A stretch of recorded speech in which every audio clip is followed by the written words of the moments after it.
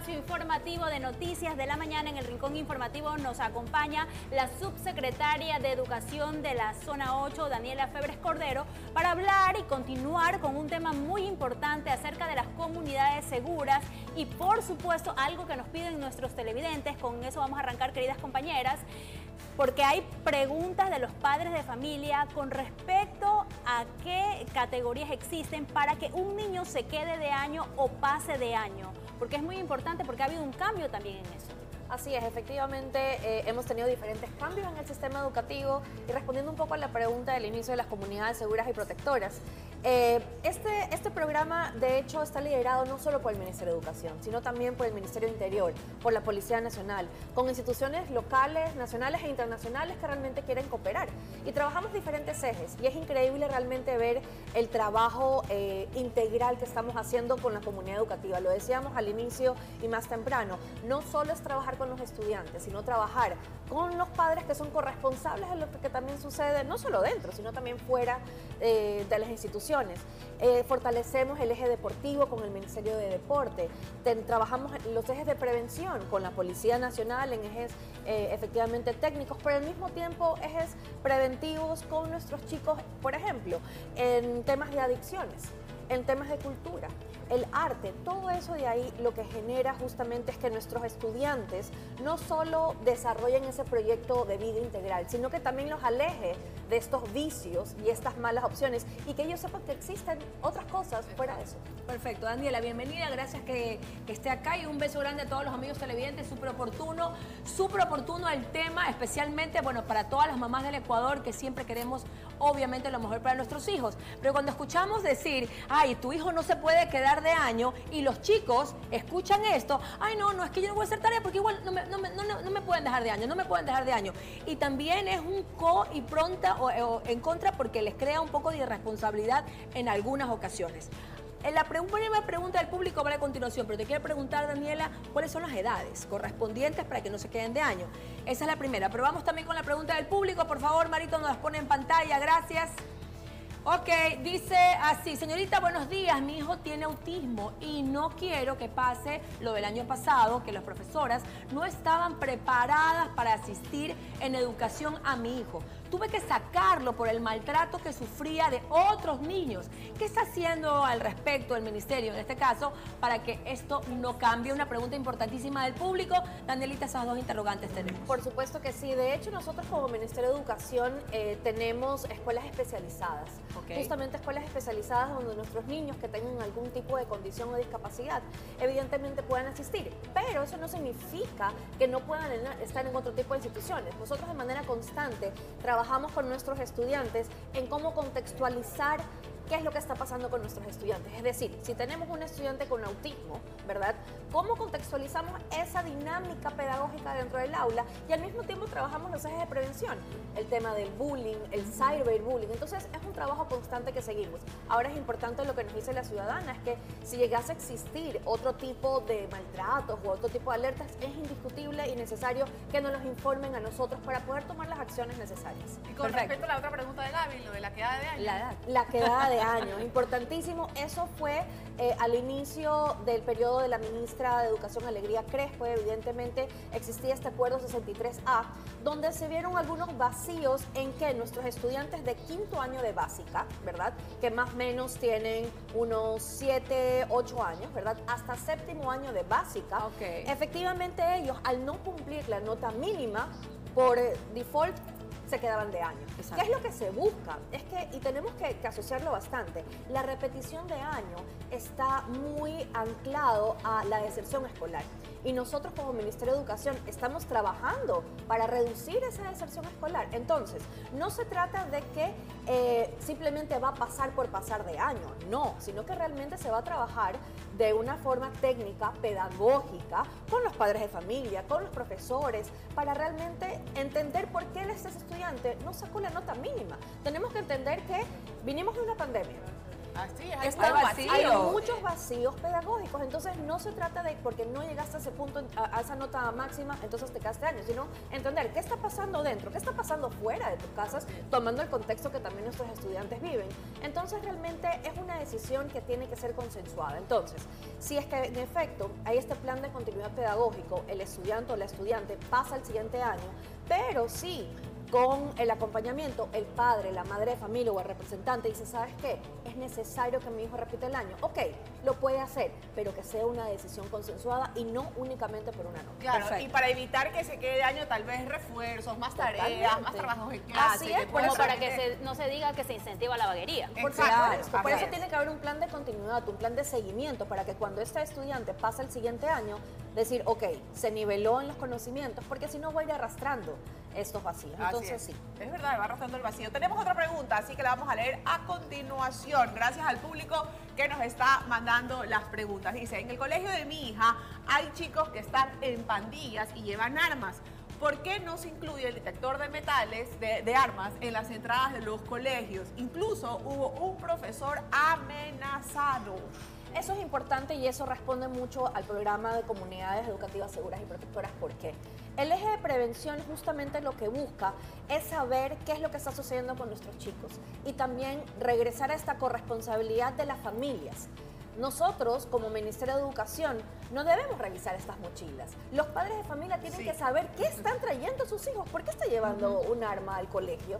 Esa es la parte interesante y ese es el trabajo integral que estamos realmente logrando. Ahora, evidentemente, al momento de que llegase a existir este tipo de incidentes, nosotros tenemos rutas y protocolos de actuación. Automáticamente, pues, activamos todas las rutas, la policía, pues, interviene y seguimos Pero todos los aprovechando que está hablando del plan de comunidades seguras, ¿qué va a pasar, por ejemplo? Porque el tema de seguridad es súper amplio. Así es. Y hay dos cosas que preocupan, que es el hecho de que afuera de los establecimientos educativos están captando a menores de edad para que ellos dentro del establecimiento vendan droga y contaminen a los demás chicos. ¿Cómo se está trabajando para evitar esto por un lado y por otro lado a que las maestras sean víctimas de extorsión? Efectivamente, como lo comentaba al inicio, este es un programa que trabaja diferentes ejes, aristas. Y la Policía Nacional, en ese sentido, lo que hace es como una identificación del alrededor del establecimiento educativo. Por ejemplo, si hay una licorera, si es que estamos viendo que los vendedores informales de alguna u otra manera se puede, exactamente, a la salida. Entonces se van identificando este tipo de riesgos o este tipo de actividades ilícitas justamente para que la policía pueda intervenir. Y al mismo tiempo nosotros como Ministerio de Educación seguimos trabajando en la parte preventiva.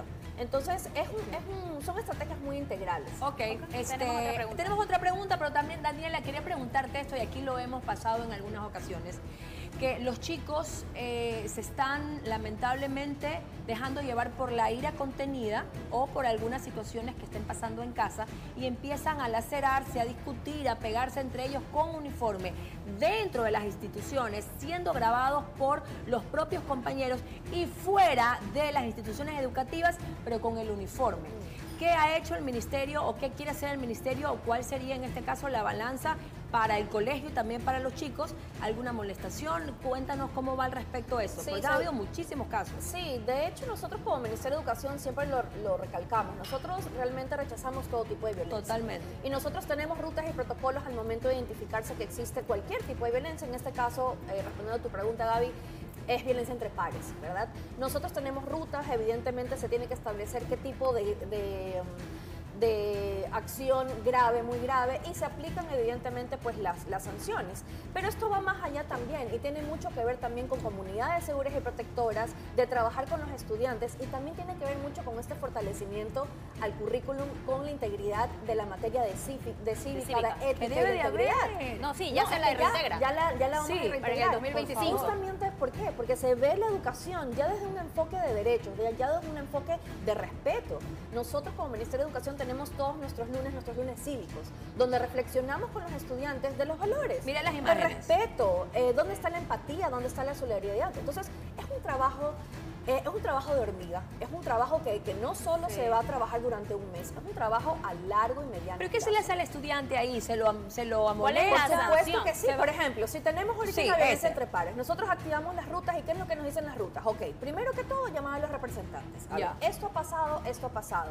¿Por qué se generó la disputa? ¿Qué es lo que ha sucedido? Y evidentemente se activa pues la junta que está conformada por el rector, por la psicóloga, por los DECES, y dependiendo de la gravedad, la expulsión, la sanción, el cambio muchas veces puede ser de institución en educación.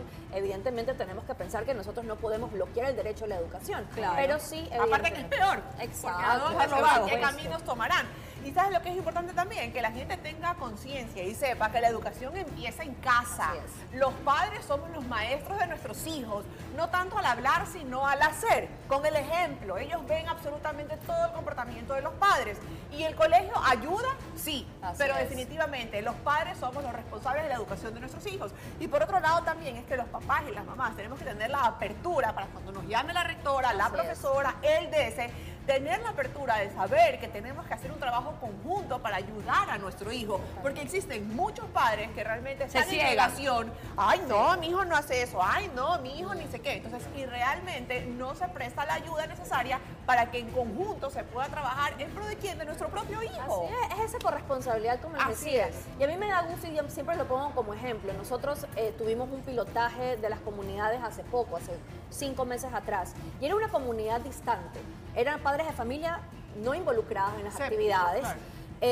Y hace poco tuve la oportunidad de ir a un lunes cívico con ellos y ver el cambio. Qué bonito. Increíble ver a los padres de familia en el minuto cívico, súper empoderados, a los profesores realmente siendo partícipes también de estas actividades, los chicos educadísimos, rindiendo homenaje a los símbolos patrios.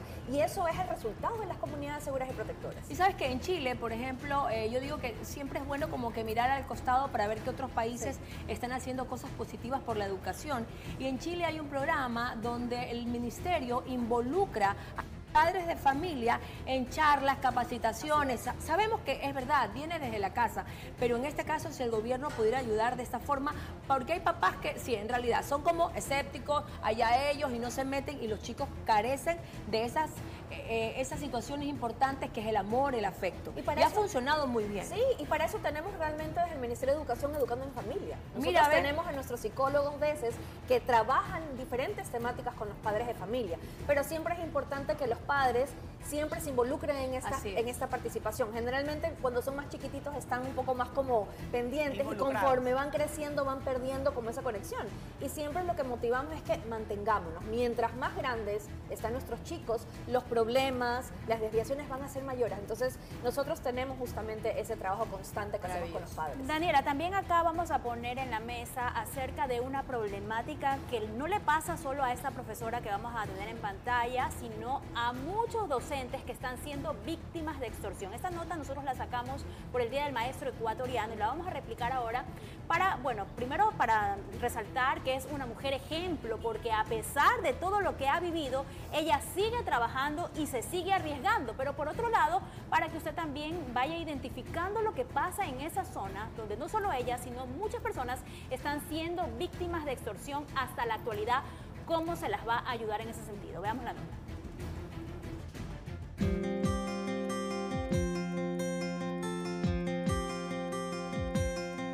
Muy bien, sigue trabajando, muy bien. Elena Barreiro lleva 15 años como maestra de educación primaria en escuelas fiscales del noroeste de Guayaquil y en época de vacaciones sigue trabajando en cursos de nivelación para los niños de la cooperativa Nueva Prosperina de forma gratuita. Nuestro galardón, nuestra máxima alegría es ver que nuestros estudiantes que han pasado por nuestras aulas son abanderados de una institución. Todos los días sale de su casa en bicicleta, avanza 15 cuadras y luego coge un autobús para llegar a la escuela fiscal donde imparte clases en la cooperativa Realidad de Dios de Monte Sinaí. Esta carrera es una carrera humanista, que día a día el maestro se va capacitando, porque todo cambia, el mundo es cambiante. La tecnología, usted ve, va avanzando.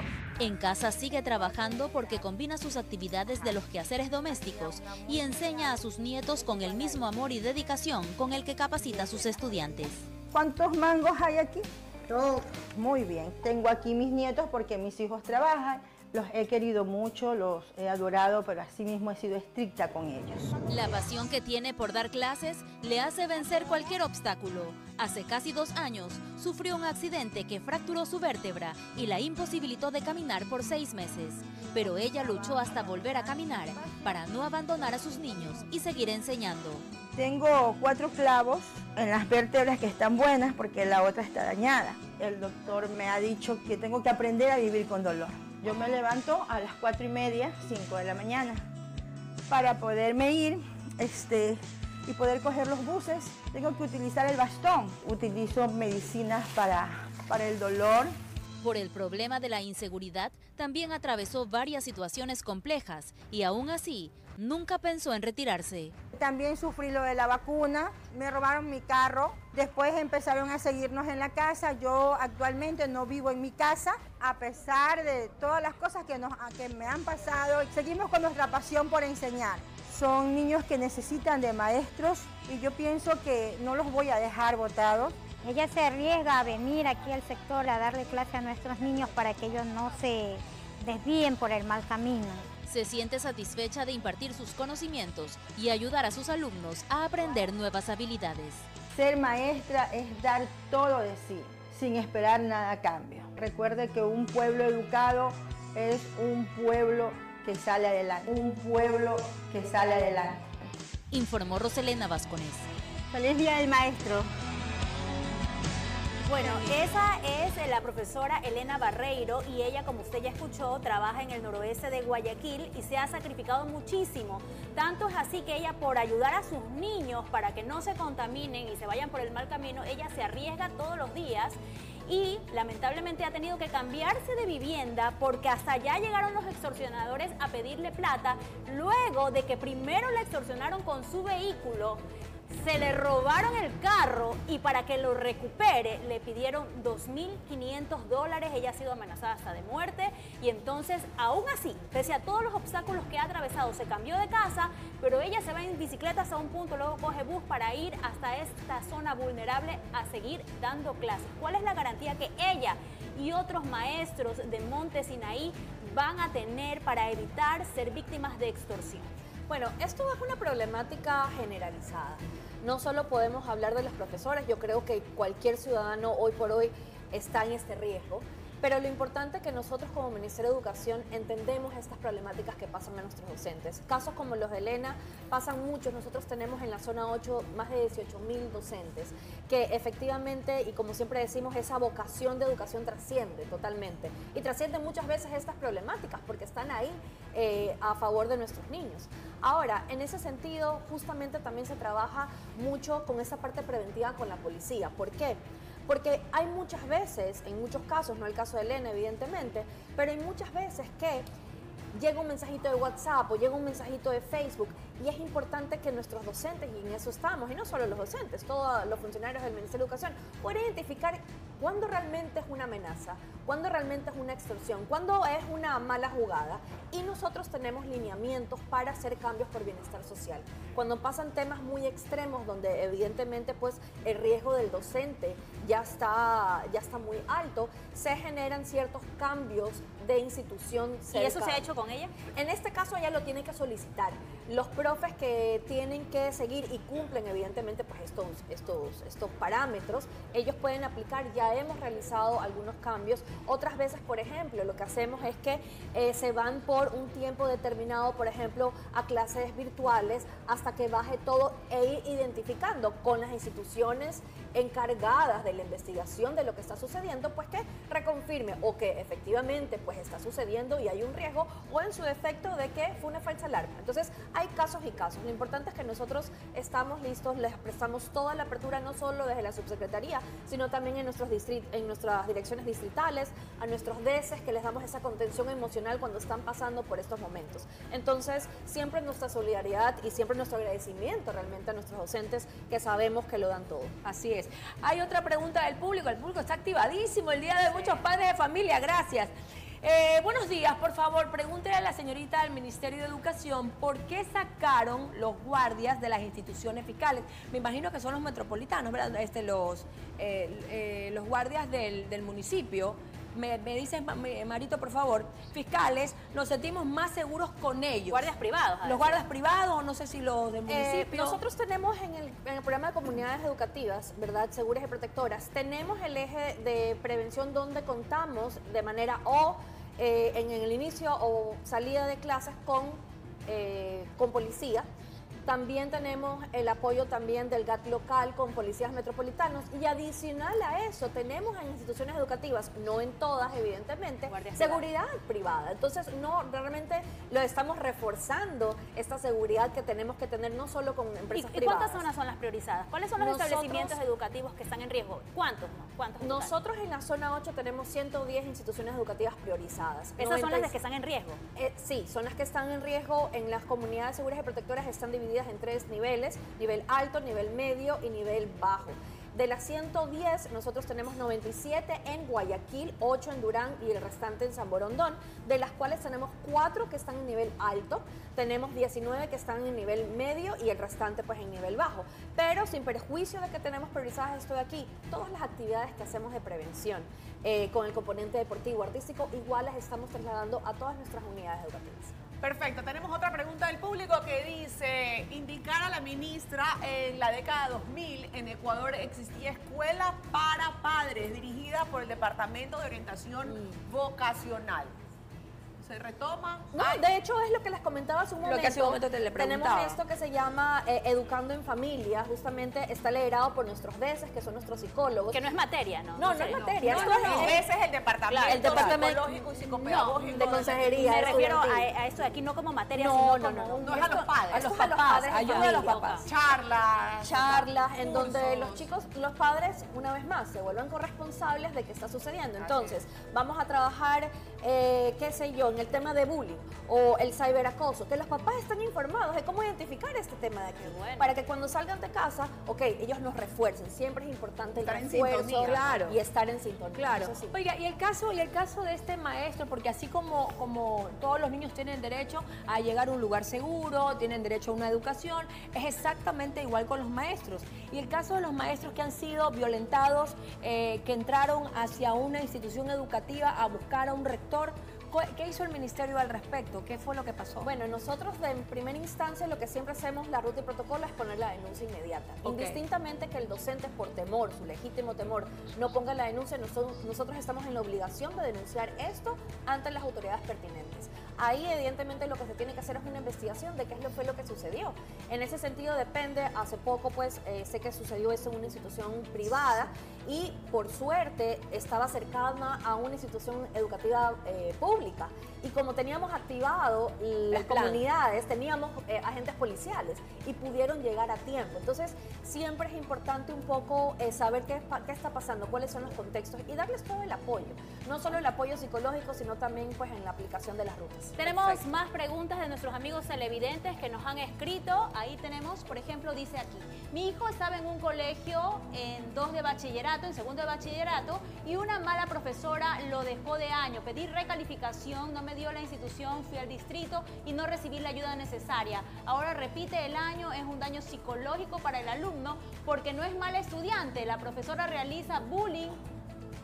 Bueno, nada hace la institución, es la denuncia de un padre de familia. Tenemos casos, hay casos y por favor a la madre de familia yo puedo dejar mi correo electrónico para que nos puedan dar más detalles. Existe un tiempo determinado en donde se solicita la recalificación.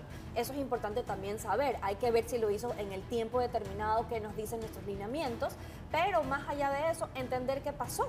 Entonces siempre es importante investigar, tenemos casos y casos, nosotros siempre estamos prestos a entender y sobre todo a rectificar si fuese ese caso. Oiga, ¿y qué pasa con aquellos alumnos que son deportistas? ¿Ya? Sí. Lo digo por mi hijo, ¿ok? Mi hijo es deportista, entrena en las mañanas y hay muchos, por ejemplo, los tenistas, los futbolistas. Sé que hay programas, pero quiero que por favor le explique a las mamitas televidentes que hay programas para poder ayudar a estos niños, porque el deporte, impulsarlos y no dejarlos estancados, porque sí tengo que decir que hay colegios que te dicen, no, entonces ya no podemos recibir a su hijo porque está tal cosa y tal otra y llega tarde, pero el chico tiene ganas de estudiar y tiene también ganas de seguir con el deporte que le puede creo que traer las los dos cosas van beneficios. de la mano. Por eso le pregunto, Educación ¿qué con hace? el amor al deporte. Tiene que ir de la mano. Va de la mano, de hecho, como un eje articulador que tenemos con el Ministerio de Deporte, se llama Vamos a la Cancha, y el Ministerio de Deporte lo que hace es que refuerza con profesores de educación física y con los implementos en 2 instituciones educativas de nosotros que no teníamos este personal. Entonces, efectivamente, reforzamos el componente deportivo porque entendemos que es parte del desarrollo, no solo de habilidades, sino también ese desarrollo pedagógico, y aparte, como siempre digo, los desviamos de esas malas opciones o rutas que Pero puedan es tomar. legal negar la matrícula. No es negar, más bien nosotros no podemos negar, la educación es un derecho. Por eso Entonces, le digo, no es legal. no es legal para nada. De hecho, nosotros tenemos que dar la apertura. Ahora, lo que es importante es esta coordinación, Claro. Gabriela, porque es importante que los chicos no pierdan clases Claro. por hacer deporte. Entonces, siempre va a depender de Que cómo sea lo equitativo. coordinamos, que sea equitativo. Correcto. Por ejemplo, si tenemos estudiantes en la matutina, pueden tener tranquilamente, ellos salen a las 2:30 del día y pueden tomar pues sus actividades En la deportivas vespertina. en la vespertina y viceversa, en la vespertina y toman pues sus clases en la matutina. Pero nosotros como Ministerio de Educación y con otras carteras de Estado estamos realmente con ese compromiso de formar esos ciudadanos integrales y el eje deportivo no es la excepción. Perfecto. Muy bien, tenemos otra pregunta que nos llega de nuestros amigos televidentes. Esta es la última. Hay estudiantes en el colegio de mi hijo que acosan sexualmente a otros estudiantes. Hay profesores que no se quieren meter y solo envían notas. ¿Cómo puedo demandar estos casos? Una vez más, nosotros como Ministerio de Educación rechazamos todo tipo de violencia. Y en ese sentido, que es importante, si el profesor en ese sentido no lo denuncia y esta persona, ya sea padre de familia, representante, conoce este hecho de violencia, está en la obligación de reportarlo y decirnos a nosotros directamente a un correo electrónico o acercarse a la dirección distrital y poner la denuncia oficial de lo que está pasando. Y en ese sentido, más que nosotros activar esas rutas y protocolos, también es ver lo que estamos haciendo en la parte preventiva. Nosotros tenemos una estrategia que se llama recorridos participativos, en donde los chicos entre pares, ¿verdad?, van trabajando cuáles son los tipos de violencia, para que ellos puedan identificar cuándo tal vez estoy siendo acosado sexualmente o cuándo estoy siendo víctima de una violencia psicológica o de bullying. Entonces, por favor, a la ciudadanía que tenga estos casos, indistintamente de que el profesor lo diga o no lo diga, que esas son otras acciones que tomamos digamos que para mejorar este proceso, porque todos estamos en la obligación de notificarlo. Si hay algún representante, madre de familia, que está viviendo, su hijo está viviendo esto, nos los tienen que informar porque tenemos que activar las rutas. Así es, Tenemos que denunciarnos. activarnos. Bueno, Denunciar, muchísimas así es. gracias a Daniela Febres Cordero por estar aquí y despejarnos todas las dudas, no solo de nosotros, sino también de nuestros amigos televidentes, que la gente también está contenta porque volvió la materia cívica y también otras que no son consideradas materias, pero en todo caso están dentro del pensum, que son 5 en total, y regresó, gracias a Dios, también educación vial, que era lo que daban en mi tiempo, me parece súper positivo también, y hasta educación financiera, para que los chicos Y cívica. puedan aprender justamente diferentes tópicos.